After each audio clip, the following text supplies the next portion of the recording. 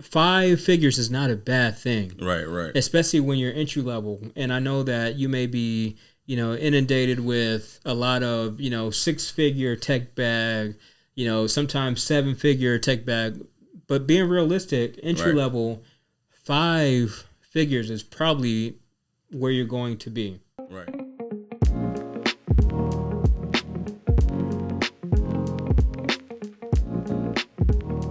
What's going on, Tech Fam? It is just my Tech Sense, and I am Will Does Tech, and I am with my co-host Johnnie Tech. What's up, Tech Fam? Johnnie Tech. What's good? Hey, so we are Just My Tech Sense, and this is where we talk tech and finance. And today we're going to just be introducing ourselves and giving you guys kind of a rundown of who we are. So, Johnnie, how's your day going, man? It's going pretty good. I can't complain, man. How about yourself? Good. How you doing today? Not too bad, man. I'm doing pretty well, man. Had a good gym workout this morning. Got up, hit chest and tries and traps, and hit the sauna for about 20 minutes. So it was a good workout, man. Nice. What'd you end up doing today? Man. You know me. I did the same thing. Hit the gym. Okay.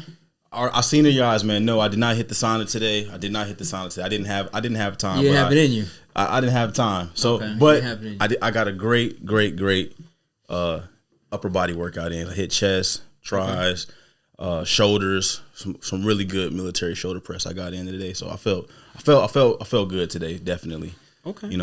So, but today, say we're doing an introduction of who we are. Let the people know who we are. So let the people know who you are. Okay. So so again, my name is Will Does Tech, or that's my my stage name, my podcast name is Will Does Tech, aka Will or Will T, or Willie T. We're gonna. I like Willie T, man. We'll figure it out what the abbreviation or the shortening of Will Does Tech is. But yeah, so I'm from Virginia, from the Tidewater area, and I grew up there, moved there, and I was in 6th grade, and the rest is history. I went to Florida A&M University, home of the Rattlers, the marching 100, and I don't want to hear no shade about nothing. Hey man, that's cool, man. All right, but so I went to college there, and then I joined the military after that. So the rest is history. So did you always know you were gonna be doing the military? You went to absolutely. That's FAMU. Not. Okay. Absolutely not. Right. That was that was a thing that I was kind of forced into. I mean, nobody held any kind of weapon to my head and said, "Yeah, you got to do it." But my dad said, "Hey, if I'm paying for a semester of college, you're gonna try this out." Right. Yeah, and the rest is history, and I'll elaborate a little bit more and future videos and channels on what happened. Right. But I mean, no. I got one more question for you though. Like you're from Virginia. Absolutely. How'd you end up at FAMU? Like you were like, I just wanted to go to that's the HBCU, right? Yeah. So you're like, I just want to go to HBCU, and I want to. It wasn't the HBCU aspect of it, because I really didn't know what that was back then. It wasn't as hype as it is now. I mean, this is back in 2000. Mm-hmm. Okay. So, I mean, you're probably like 10. Possibly. So, but I didn't know what it was. I just knew it was Florida. And in Virginia it was cold, and Florida was hot, and I just like hot weather. Okay. So that's how I ended up, down at Florida. It was time for me to go. Okay. Just wanted to go far away from home and. Okay. That makes sense. That makes sense. I wanted to, find my independence, pretty much. I kind of had that same feel, but I didn't go too far. Yeah. So, I'm pretty much from Georgia. Like my family, most of my family is from Jersey. My mom's from Florida, so I have that mix. But I grew up in Georgia, so like I used to say I'm from Jersey. That was like my roots are there, but I really grew up in Georgia. I grew up in South Georgia, where it's not much going on, and then I ended up going to college in the Atlanta area. So you know what, I'm gonna go somewhere different, and I ended up in Atlanta, which is like pretty much the same place. Same. I mean, it was different from where I grew up at. It was a little bit of a culture shock going to Atlanta. It was nice, but it's still, I didn't go too far. It's not like the Virginia to Florida. There are different parts of Atlanta, right? Right. You can't just claim Atlanta, right? I mean, aren't there like different cities that people are from, and they still claim, yeah. They still claim Atlanta. Yeah, you know, but like technically, so if you want to be technical, I was not in Atlanta. Oh, okay. I was in Clayton County. So yeah, some people might get on my case about that. What, you went to Clayton State? That's not Atlanta at all. But you know, hey, I'm claiming it. I was in Atlanta for a number of years. So I grew up in South Georgia, pretty much like on the border of Florida and Georgia. Like people, I don't know. I'm gonna say it. I'm gonna give them a shout out. Camden County. So you know when you say the county, it's a small town. If you got to say the whole county, but super huge football school. So you know that's what you do there. But I played basketball, so that was my thing. I went to Clayton. I played a little bit of ball there. You know, so that was my thing. You know, I wanted to be a ball player. Yeah. And, but I ended up getting into cybersecurity. So yeah, but say how'd that work out for you? I mean, it gave me, you know, it helped create my will and my work ethic to where I can be a good cyber analyst, you know. So I got a lot of work ethic from playing sports, but you know, I didn't make it to that highest level. I made it close, but you know, pretty good. Yeah, and sports do that, right? I mean, sports definitely helps with, you know, developing hard work, teamwork, you know, and then resilience. Right, it builds that character. So yeah, I put a lot on that. So you know, my kids, you know, I'll have them playing sports here and there. Like, of course, school is first, number one. Yeah. But I think it helps build character for sure. Yeah, absolutely. Okay, so check, not from Atlanta, but close to it. Okay, well then, how did you get into IT or cybersecurity, as you said? Pretty much, I wanted to get into finance. I thought I wanted to be like on Wall Street. I watched Pursuit of Happiness. I'm like, okay, yeah, that's what I want to do. But you keep on talking about that movie. It's a great movie, man. Okay. It's a great movie. I ain't never seen it. You had to see it. I ain't never seen it. I used to look up to Will Smith. Keyword used to. I mean, no hate. Yeah. But definitely, I seen the movie. I was like, okay, I think that's what I want to do. And then, fortunately, it was a bad time. I felt like a bad time to get into finance because like 2009, there's a lot of stuff going on. So I decided, you know what? Well, I like computers. I used to take computers apart and kind of mess around with them. I used to take them apart but never fix them. Right. So I was like, well, maybe I need to learn how to put them back together. So I decided, okay, maybe information technology is the route I'll go. So I did a 4-year degree in information technology. Okay. And that's pretty much how I got into the field and kind of learning. I mean, when I got there, I didn't know a lot about computers in general. Like I thought I knew, but then once I started taking the course, I'm like, okay, this is that. And really understanding the full spectrum of what I was getting myself into. So okay, so did they actually like give you opportunities to take certs like A+ or Net Plus, or I mean you talk about breaking systems down and being able to build them back up. That sounds like A+ to me, but right. It doesn't sound like you got any of that. No, I did not. So. I mean that's a whole nother conversation as well, as far as like what you can get from college versus what you can get with certifications. Yeah. But like when I went to school, it was heavily based on just giving you the a very broad understanding of all things information technology or all things IT. So I took courses on database administration, networking, programming. The whole nine. I even took an e-commerce class, so I learned how to build websites. When I say that, all broad knowledge on it. So I definitely touched everything as far as what you can do in the IT field. Yeah. So I think that was their main thing for the program. And then like once I became a senior, specialized in networking, so I got a good feel on I think it would be great if they were like, hey, you just specialize in networking. You should get your CCNA, or you should get your Network Plus. Sure. But they're not worried about that. They just pass these courses. I do think once I graduated, maybe if they would have talked about that more as far as the certification. Like when I was in college, I didn't even really hear about these certifications much. If they would have talked about it, I could have probably geared my study and like, oh, this is.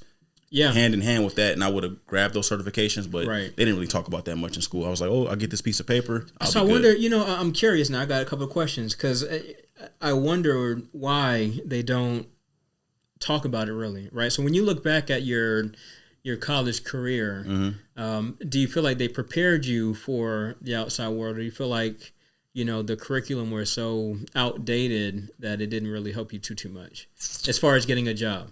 My opinion, I think it was outdated. So because once I finally started working, I mean, my first job was pretty much a help desk job, and there was things that I didn't know. Yeah. When I went to the help desk, I'm like, help desk is extremely easy. Yeah. You know, you're using Active Directory. We didn't talk about Active Directory in college. Like we didn't jump into those things. So we talked about, what is a server? Right. They didn't talk about what services are being run on the servers, and they didn't really dive deep into that information. So I think that was something that they could talk about more. And I think a lot of people that go to some of these 2-year colleges, they get more of that knowledge, hands-on knowledge, what you're going to be doing, than rather when you go to a 4-year university. 4-year universities, the program I went to was less hands-on, more like, theology and kind of things on that nature, to where you have a good understanding, you know where these things came from, you know why they were created, which is good to know. Yeah. But at the same time, when you go try to get a job, man, we need to be able to get these tasks. That's done. Right. So and you just, think about, like, again, that the battle, let's call it a battle between certifications, education or higher learning, and boot camps, right? And it's like, if I'm a university, why would I take certifications and bring them into my curriculum, and then knowing the power of a certification, right? Because there are some certifications, that will help you land a job, right? And if I said, I got the CISSP, I appreciate it, FAMU, thanks for helping me get this CISSP. I'm not going to finish the rest of this degree. I'm going to go ahead and pop smoke and actually get a job, right? So it's like, there's a conflict there. Because, again, you would think that these institutions are smart enough at this point to bring those into the curriculum, but there's a lot of yellow tape that I'm sure we're not seeing as to why they're not. And even as we speak on, like I said, there's a whole nother conversation. But as we're speaking, I can see why they don't do it. They don't want you to get a job based on the certification you had. They want you to get a job like, hey, I went to Georgia Tech University. You should be able to get hired off that merit, which I think you can. You have it's still important to get a degree. I have a master's degree. Man, we're not going to go down that rabbit hole, because I'm about to say, is it really important to get? And this is rhetorical, right? We don't need to answer this right now. We'll answer it, on a different, a different podcast or whatever. But is it worth it? I think the network piece, But again, that's another question that we just don't have time to answer right now. So.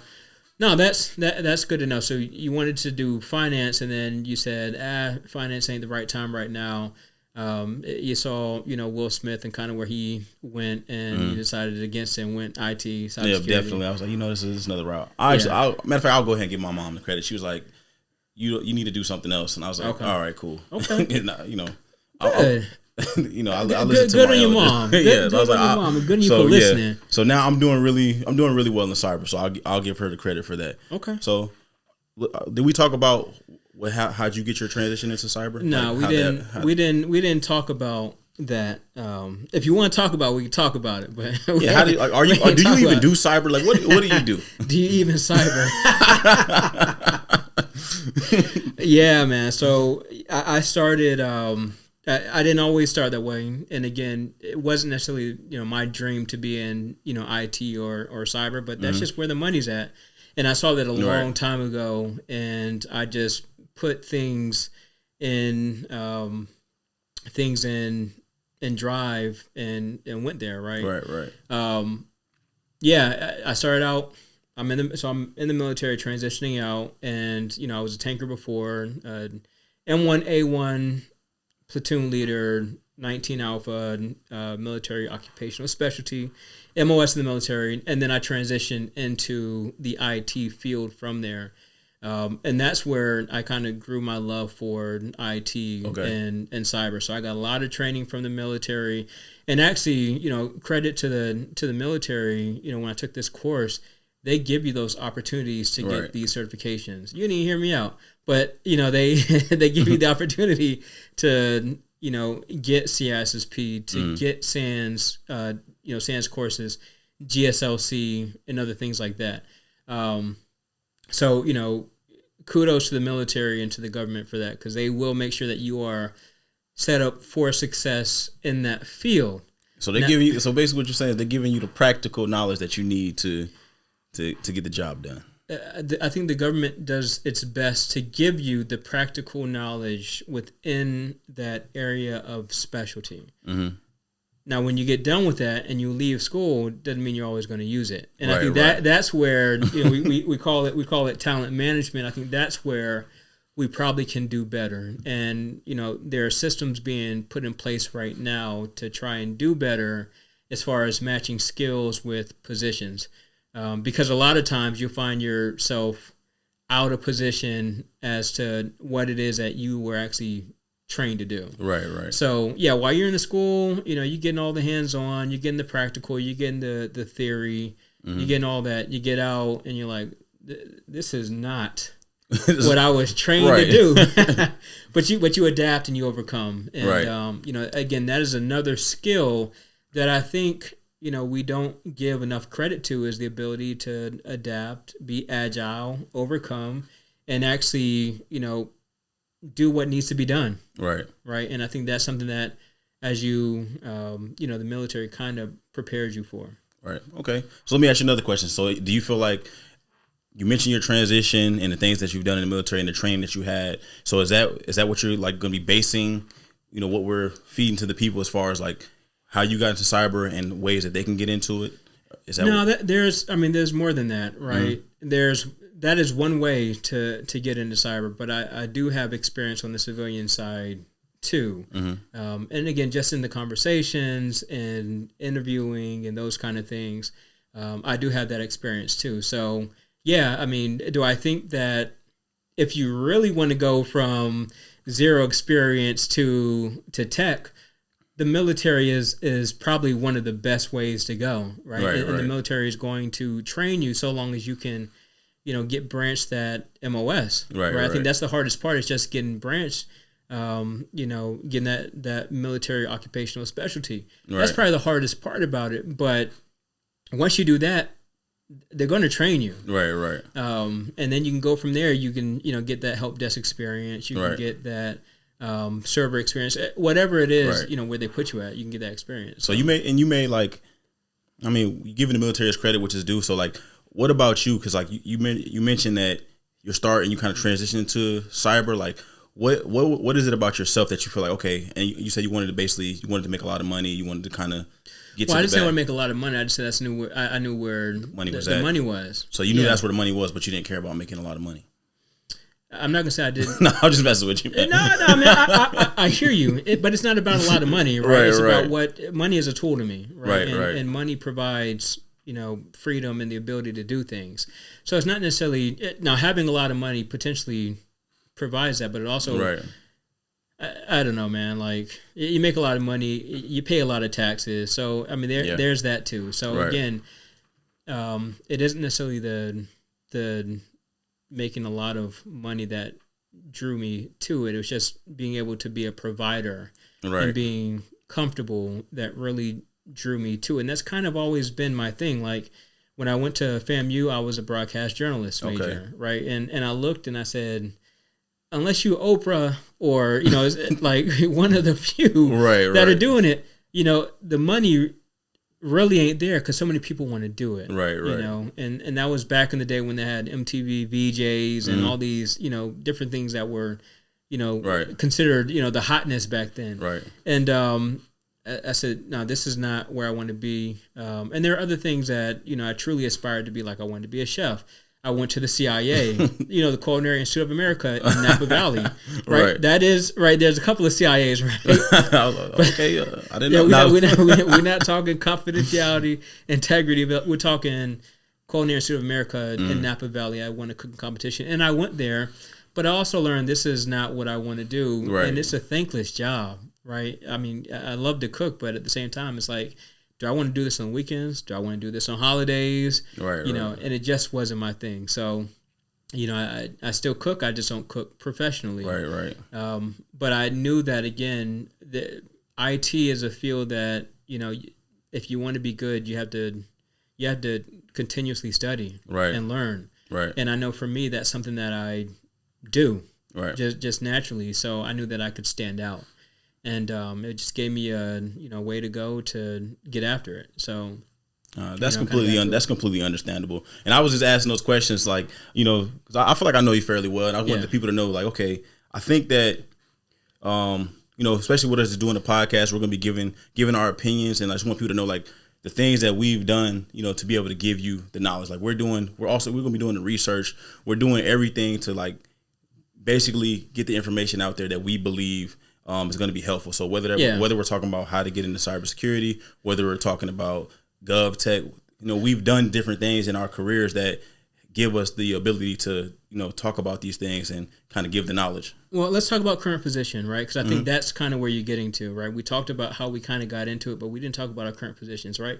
I've been a hiring manager. I have interviewed, dozens and dozens of people. I've seen, different ways that interviewees will, try to present themselves, right? And some of them are good and some of them are not so good. Right. You can tell when somebody prepares and when somebody is nervous, when somebody's uncomfortable. You can tell those things. I've gone through hundreds and hundreds of resumes, right? Just because I'm in the military doesn't mean that I haven't done these things that are done on the private side or on the GovTech side.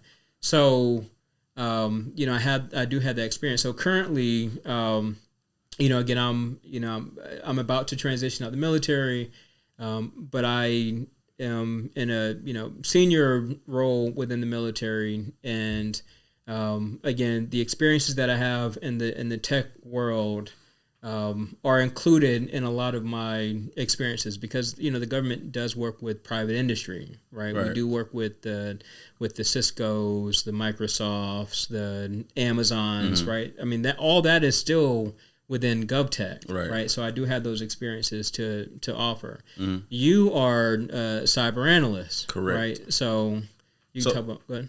All right, let me just give you a basis. So like, I am a contractor as a DoD contractor as a cyber analyst. So like I said, we kind of do different things on that realm, but what I do is more task oriented. So I'm on the blue team side. So what I'm doing is a lot of analysis basically on different incidents. So it's blue team incident response. So we're getting a lot of tickets in, a lot of requests for different incidents that's happening. So I'm going to look at an event. I'm going to basically do my due diligence to find out what's actually going on here. You got it. Hey man, I just got to pronounce these words. I'm doing my due diligence to see what's actually going on with an event, and then just tracking it down to say, okay, this is what happened. Do I need to triage this to a more? I'm doing my triage. I'm seeing whether or not I need to escalate this event, or can we give a recommendation to get it removed or whatever needs to be happening with this particular incident. So that's kind of a day-to-day basis of what I am doing. But like me personally, I love to be hands-on keyboard. Like that's my thing. I want to be as technical as possible. So I'm just looking to. So even myself, I'm always studying and doing more. I'm like you said, I'm on your Hack the Box. I'm actually doing TCM Academy right now to where I'm learning pen testing. So your blue team, why are you doing pen testing? If I can understand what people are thinking on the offensive side, that's going to help me understand how I can be a better defender. Right. So those are things that I'm doing. I'm like you said, it's a field where it's continuous learning. So you basically need to, have the mindset like, okay, I'm basically always learning. The field doesn't stop. So that's what I'm doing, and that's like what I love to do pretty much. Yeah. So. Okay. Yeah, and I think again, just the perspective that you have versus the perspective I have. So I am not as much hands-on keyboard anymore. I was that for about 2 years. No, actually probably about 4 or 5 years, fortunately. And then I've been on the leadership management side, so more strategic planning, less hands-on keyboard. Outside of, me coming home and, again, getting on Hack the Box or, whatever program it is that I'm pursuing. So from that standpoint, our perspectives are different. So we can offer, these varying points of view when it comes to things that, maybe a candidate or somebody who's looking to be a cyber analyst should do, or, something that, somebody that's looking to be a cybersecurity manager should do. Right. For me, the certifications were important, right? Just because, again, I've done a lot throughout my career, my IT career. So getting to see ISSPs, getting the CISMs, the CCSPs, those things mattered to me because, again, they validate my experience over the years. Versus where, your certifications might be different because, again, as an analyst, you might be looking at GCIH, right? Or GCIA or CISA or CASP or, whatever it is that, you feel like would make you a better analyst. Our perspectives are just that different. So we offer, when people ask, should I pursue this or should I pursue this, you're going to get two different opinions. And sometimes we'll agree and sometimes we won't agree. And that's just what it is. I think that's the beauty of what this podcast is. So to kind of wrap this up, that is what we are going to be talking about within Just My Tech Sense. It is just our 2 cents on, the tech industry and on the finance industry. So our mix will probably be 75% IT/cyber and 25% fiber, 20. I was going to say fiber, but which is a thing. Yeah. But I'm trying to say finance, and I just blended the two. But 25% finance, because again, once you get to this tech bag, and we can talk about that too. 5 figures is not a bad thing, right? Especially when you're entry level. And I know that you may be inundated with a lot of 6-figure tech bag. Sometimes 7-figure tech bag, but being realistic, entry level, 5 figures is probably where you're going to be. Right. And there's no shame in, making 60, 70, 80,000. People are just throwing these astronomical numbers out there, and they're not really talking about the stages to build. And I think that's a topic for itself. Yeah. But I mean, you can get to those numbers, but when you start and you're building, the 5 figures is definitely a great range to be in. Yeah. Like it's we can do percentages on that, what people make, on average. And, because I like you said earlier, this cyber is definitely a field where you can make a lot of money, even entry level, but 5 figures is definitely a great place to be. So yeah. And the thing is too, like there's a lot to it, right? Mm-hmm. It's a lot more than just saying, I make 5 figures, I make 6 figures. There's work, continuous learning, continuous work that has to be put in. And again, 100%. We'll talk about those different stories that, we've had over the span of our careers when it comes to cybersecurity, when it comes to, incidents, events, breaches, all those things. So there's that part of it too. But the finance side comes in when, okay, let's say you start out making 5 figures, and then as you grow over time, you grow your mind, right? You grow in your job, you're making 6 figures now. Okay, what do you do with that money? And I think that's where that 25% finance of Just My Tech Sense comes into play. All right. So, do you invest? Like I like crypto, right? And again, I believe in the theory of crypto and the technology of crypto and where, it will go. I think everything is going digital. Yeah. Everything. So those things we plan on talking about in future broadcasts. So right. No, for sure. But yeah, we're going to go ahead and wrap this up. But we thank you for taking the time to listen to our Tech Sense. And we'll talk to y'all later. All right, Tech fam. I'm Johnnie Tech. We're out.